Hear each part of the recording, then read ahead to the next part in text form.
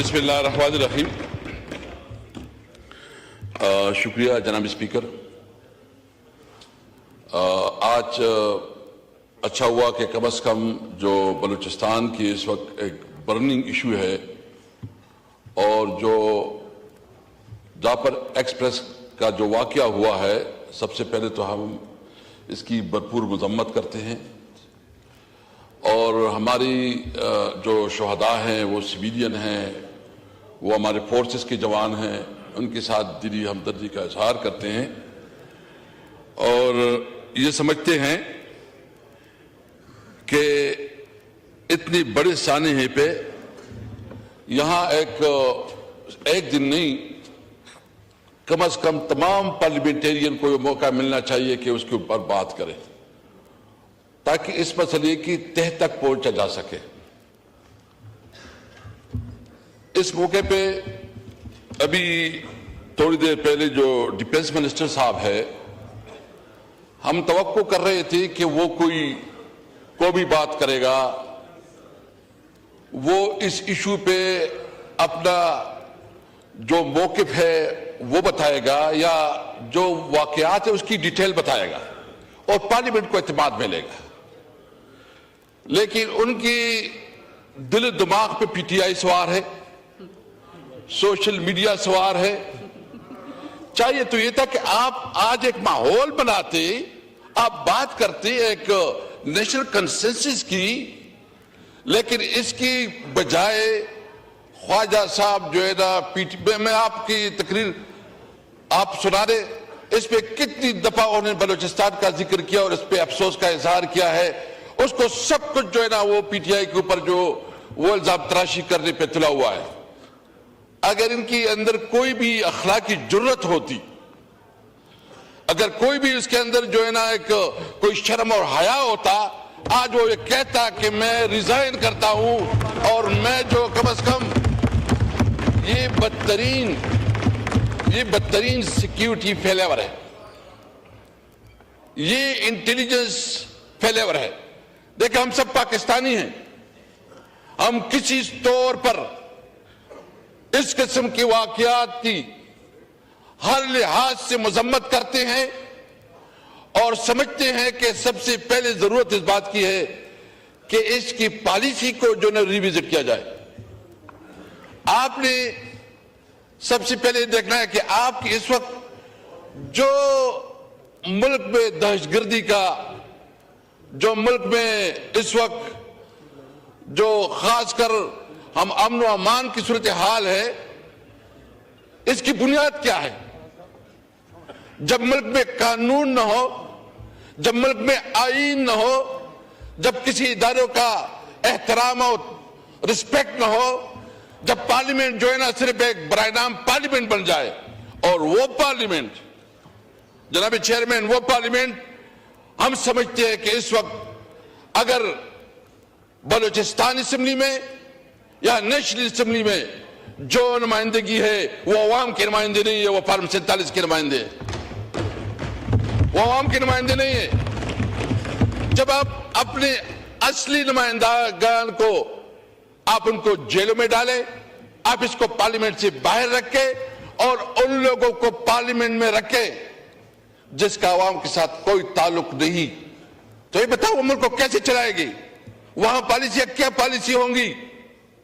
کیونکہ اس وقت سب سے پہلی جو کہ ایک فراڈ الیکشن ہوا ہے، ایک جعلی طریقے سے جو ہے نا اسمبلی وجود میں لائی گئی ہے اور وہ لوگ اسمبلی میں بیٹھے ہیں جس کے پاس حق نہیں ہے کوئی اسمبلی میں بیٹھے، اس کے پاس حق نہیں ہے کہ وہ حکومت بنائیں، وہ عوام کے نمائندے نہیں ہیں.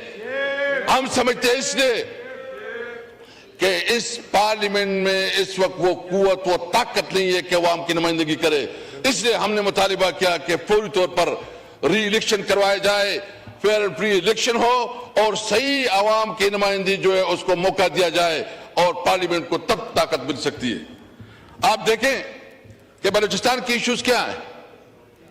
آپ نے کبھی ادھر جو ہے نا، اگر آپ اس کو اپنی نمائندگی نہیں دیتی، آپ اس کے حقوق نہیں دیتی، آپ اختر مینگل جیسے ایک پاکستان اور آئین کے اوپر یقین رکھنے والے کے اوپر، ان کی پوری پارٹی کے اوپر پرچے کرے، 1700 लोगों के ऊपर पर्चा हुआ, लोगों को गिरफ्तार किया गया।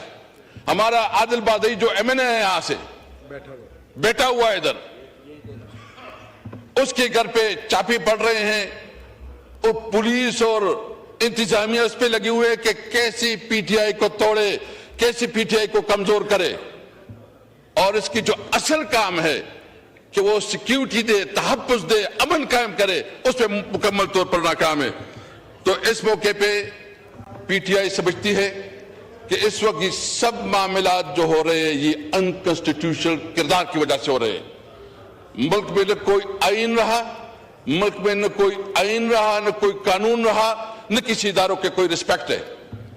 अभी आप देख रहे हैं कि इस वक्त जो बेरोजगारी बढ़ती जा रही है, आपके ताल्लुकात ईरान के साथ जो आपके खारिजा पॉलिसी है, आपने अपने खारिजा पॉलिसी को रिविजिट करना होगा।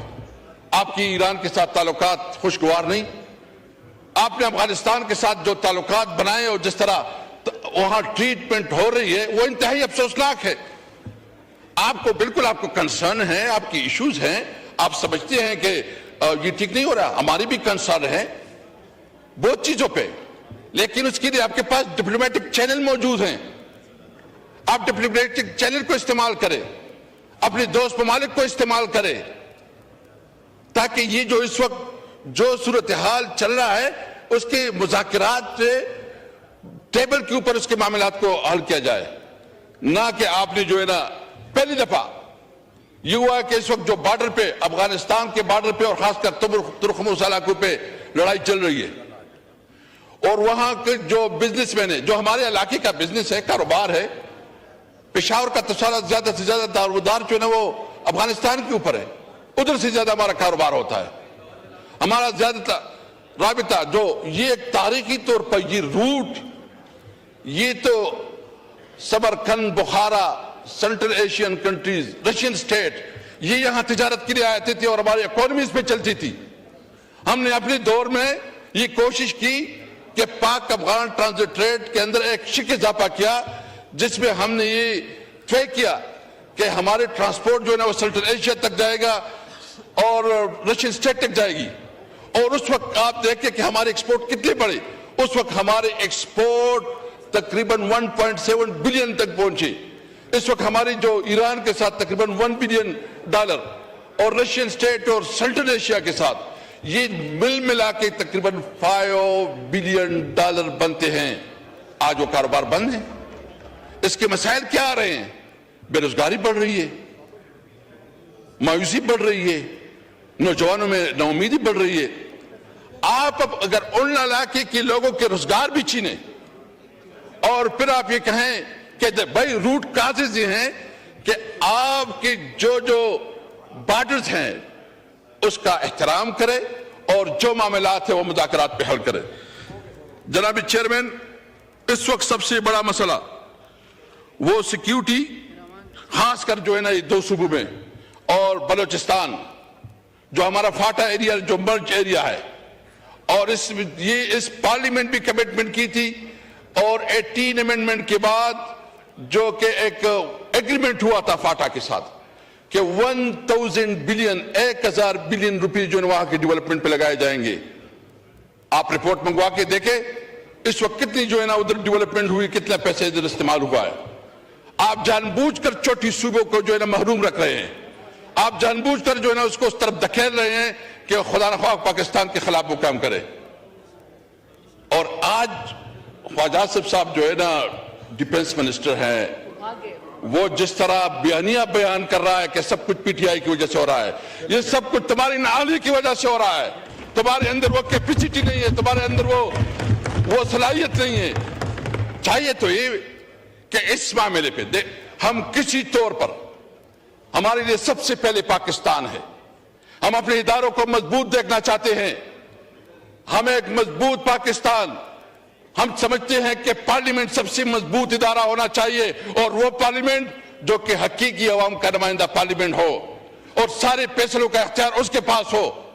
हम समझते हैं कि अदलिया, जब तक अदलिया इंसाफ नहीं फराहम करेगी, जब तक अदलिया को जो जिस तरह कंप्रोमाइज किया गया और 26वीं आईनी तरमीम की آڑ میں جس طرح عدلیہ کے اوپر اٹیک کیا گیا اور اس کو مینیج کیا گیا وہ قابل مذمت ہے۔ ہم سمجھتے ہیں کہ جب تک عدلیہ مضبوط نہیں ہوگی، آزاد نہیں ہوگی، انڈیپینڈنٹ نہیں ہوگی، تب تک یہ ملک آگے نہیں بڑھے گا۔ آپ نے اپنی عدالتی نظام کو مزید مضبوط کر رہا ہے۔ آپ دیکھ رہے ہیں کہ اس وقت ہمارا جتنی بھی ادارے ہیں وہ اس کام میں لگے ہوئے ہیں جو اس کا کام نہیں ہے۔ تمام اداروں کو اپنے آئینی حدود کے اندر رہتے ہوئے اپنا کام کرنا چاہیے۔ آج اگر یہ انٹیلیجنس فیلیور اس لیے ہے کہ ان کا کام زیادہ سے زیادہ یہ ہے کہ وہ ایک پولیٹیکل پارٹی کو ملائن کرنے کے لیے، توڑنے کے لیے، اس کو کمزور کرنے کے لیے لگے ہوئے ہیں۔ ہم سمجھتے ہیں کہ اس وقت ضرورت اس بات کی ہے، حکومت کی ذمہ داری تھی کہ وہ آج بتاتے، آج وہ ایک روڈ میپ دیتے، وہ بتاتے کہ ہم اس سچویشن سے کیسے نکلیں گے۔ بلاول صاحب نے بات کی، میں گزشتہ دنوں آپ کے شہر کراچی گیا تھا اور پھر حیدرآباد کا بھی وزٹ کیا، لیکن بہت افسوس ہوا وہ کراچی جو روشنیوں کا شہر ہے، جس کی ٹوٹی پھوٹی سڑکیں، جتنا بدحال ٹرانسپورٹ کا نظام، جتنا میں نے ادھر دیکھا مجھے بہت افسوس ہوا۔ اور میرے خیال میں پیپل پارٹی وہاں سے گزشتہ 15-20 سال سے حکومت میں، 15-20 سال سے حکومت میں۔ میں حیدرآباد گیا، ادھر بھی کوئی میں نے دودھ کی نہریں بہتی ہوئی نہیں دیکھی۔ جو سندھ میں گیا، سندھ میں ایسا حال ہے کہ شاید یہاں تک کوئی حکومت ہی نہیں ہے، وہاں کوئی پرسان حال نہیں ہے۔ بلاول صاحب کو ہماری بات بھی سننی چاہیے تھی کہ جو آپ کا علاقہ ہے اس کی حالت یہ ہے کہ وہاں جو سندھ اور خاص کر کراچی، باقی تو چھوڑو، کراچی کا جو حال ہے، یعنی کراچی کی روڈیں، کراچی کا پورا انفراسٹرکچر تباہ برباد۔ کراچی روشنیوں کا شہر ہے، اس کو جو اس کا حق ہے اس کا حق نہیں ملا۔ اور جو اس وقت یہ بات کر رہے ہیں کہ قیدی نمبر 804، قیدی نمبر 804 کی بات ہم ضرور کریں گے، ہر وقت کریں گے، ہر موقع پہ کریں گے، اور کیوں نہ کریں۔ آپ نے قیدی نمبر 804 عمران خان کو آپ نے ناجائز طور پر جیل میں رکھا، اس کے خلاف ناجائز پرچے کاٹے اور غیر قانونی طور پر اس کے خلاف پروسیڈنگ ہو رہی ہے، اور جو فیصلے ہو رہے ہیں وہ کئی اور سے ہو رہے ہیں، ادھر امپلیمنٹ ہو رہے ہیں۔ یعنی ملک میں اس ملک کا وزیر اعظم رہا ہے، اس ملک کے لیے سب سے بڑا انہوں نے ورلڈ کپ جیتا، بہت بڑی عزت دی، اس ملک کے لیے شوکت خانم اسپتال بنایا، وہ ایک سیلیبریٹی ہے۔ اس وقت پاکستان کی سب سے بڑی، پاکستان کی تاریخ کا سب سے بڑا نام، سب سے بڑا کردار اور ایک تاریخی کردار جو نام عمران خان ہے۔ آئیں، اگر آپ کو اتنا زحم ہے تو ہم سمجھتے ہیں کہ ایک لیول فلینگ فیلڈ دے، الیکشن کروائیں، اور آپ سب جتنی بھی ہیں جس وقت حکومت میں بیٹھے، ایک آپ ٹکٹ پہ، آپ ایک ہی نشان پہ الیکشن لڑے۔ پی ٹی آئی انشاءاللہ عام ورکروں سے آپ کا مقابلہ کرے گا، آپ کو دکھائے گا کہ آپ کی کیا پوزیشن بنتی ہے۔ آپ کو پتا ہے کہ آپ کے عوام کے ساتھ کیا لینا۔ ایک کہتے ہیں مہنگائی ختم ہو گئی، آئے نا چلتے ہیں بازار میں دیکھتے ہیں کہ کیا پوزیشن ہے۔ آج روزہ بازار میں دیکھیں کیا پوزیشن ہے، لاہور میں دیکھیں، آپ کراچی میں دیکھیں، پتا چل جائے گا۔ جیڈی کی جتنی بھی ہے سب تمام چیزیں آپ بازار میں، یہاں وہی باتیں ہوتی ہیں۔ اس لیے میرا مطالبہ ہے کہ سب سے پہلے اس قسم کی صورتحال کے لیے ضرورت اس بات کی ہے کہ نیشنل کنسنسس بنائی جاتی ہے، نیشنل ایکشن پلان کے اوپر عمل کرایا جاتا، اور جو ادارے اس وقت سیاست میں ملوث ہے وہ اپنے کردار پہ توجہ دے، اپنے کردار سے، اور خواجہ صاحب کا میں نے کہہ دیا اگر اس کے اندر کوئی بھی شرم حیا ہو تو اس کو جو ہے استعفا دینی چاہیے۔ وہ چلا گیا اور اس کی ساری تقریر وہ بوجھ اور خسد کی بنیاد پہ وہ ساری تقریر کر رہا تھا۔ میں ایک اور پوائنٹ کی طرف جو ہے نا جناب چیئرمین توجہ دلانا چاہتا ہوں۔ اس وقت جو ہے نا ایک اور بھی فیصلہ ہوا ہے کہ جو افغان مہاجرین ہیں ان کے خلاف جو ہے نا ایک کریک ڈاؤن یا اس کو نکالنے کا ایک عمل شروع کیا جا رہا ہے۔ ہم سمجھتے ہیں کہ جتنی بھی انلیگل امیگرینٹس ہیں وہ جس بھی ملک سے تعلق رکھتے ہیں، بے شک ان کے خلاف جو ہے نا جو قانون کے مطابق عمل ہونا چاہیے وہ ہونا چاہیے، لیکن یہ مسلسل اس طرح اور ایک کمپین شروع ہو جاتی ہے اور پولیس والوں کی جو ہے نا وارے نیارے ہو جاتے ہیں۔ یہاں بیچارے جو ہے نا وہاں ایک جنگ زدہ ملک ہے، ایک طرف آپ اس طرح کی حرکتوں سے آپ وہاں ایک مستقل دشمن بنا رہے ہیں. آپ بے شک جو بھی قانون کے اندر ہے، جو بھی رولز کے مطابق آپ کریں، لیکن اگر کوئی اس قسم کا کیمپین بنایا جاتا ہے کہ جو انٹرنیشنل قانون کی خلاف ورزی ہو، پاکستان کے قانون کی خلاف ورزی ہو، تو ہم اس کی بھرپور طریقے سے جو مذمت کریں گے. اور ہم سمجھتے ہیں کہ اس معاملے میں تمام سٹیک ہولڈر کو، اور خاص کر جو بلوچستان اور کے پی کے کی جو حکومت ہے، ان کو آن بورڈ رکھا جائے. یہ جو بہت ضروری ہے، کیونکہ یہ آپ ایک نیا، ایک طرف تو آپ کی ویسی بھی حالت جنگ میں ہے، لیکن آپ ایک نیا ایشو ایسا کر رہے ہیں کہ خاص کر جس صوبے سے ہمارا تعلق ہے تو وہاں تو جینا حرام ہو جائے گا. وہاں تو ہم ایک آگ میں پھینک رہے ہیں. آپ اگر کوئی انلافل کام کریں گے، انلیگل کام کریں گے، تو پھر تو اس کے اثرات ہم بھی بھگتیں گے. ہم ایک مضبوط پاکستان دیکھنا چاہتے ہیں، ہم پاکستان مضبوط ادارے دیکھنا چاہتے ہیں. ہم سمجھتے ہیں کہ آئین کے اندر رہتے ہوئے جس اداروں کا جو کردار ہے اس کو اپنا کردار ادا کرنا چاہیے، اور اس کو جو اس کا حق ہے، جو اس کی لمیٹیشن ہے، وہ اپنی لمیٹیشن کے اندر رہتے ہوئے اپنا کردار ادا کرے. میں صرف اتنا کہوں گا آخر میں کہ جو ہمارے خارجہ پالیسی، خاص کر جو بارڈرز کے ساتھ ہمارے تعلقات ہے، ضرورت اس بات کی ہے کہ اس کو ریویزٹ کیا جائے. اور اس میں لاہور تو ماشاءاللہ ہم نے دیکھا ہے، اور لاہور کی بھی حالت ہم نے دیکھی ہے، وہ بھی ہمیں معلوم ہے. وہ ہماری حکومت میں بہتر بن گیا تھا. No cross talk, please. I won't allow the cross talk, please. اس وقت جو ہے نا، علی محمد خان صاحب، اس وقت اگر آپ بھی اس طرح کریں گے تو پھر کون آئے گا؟ اس وقت جناب چیئرمین، اس وقت جو امن و امان کی صورتحال بلوچستان اور آپ کی صوبے سندھ میں بھی جو کچے کے ڈاکوؤں کا راج ہے، اور کچے کے ڈاکوؤں سے لوگ تنگ ہے، اور پنجاب میں بھی جو کچے کے ڈاکو ہے، اس کے لیے ایک کلیکٹیو ڈیسیجن کرنا چاہیے. اور صحیح معنوں میں ضرورت اس بات کی ہے کہ اس کے لیے نیشنل کنسنسس پیدا کی جائے. پاکستان زندہ باد.